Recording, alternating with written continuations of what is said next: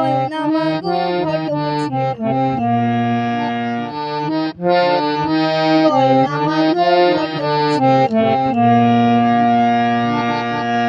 মা তোমাদের বিয়ের সময় ঘটক ছিল কে? মা তোমাদের বিয়ের সময় ঘটক ছিল কে?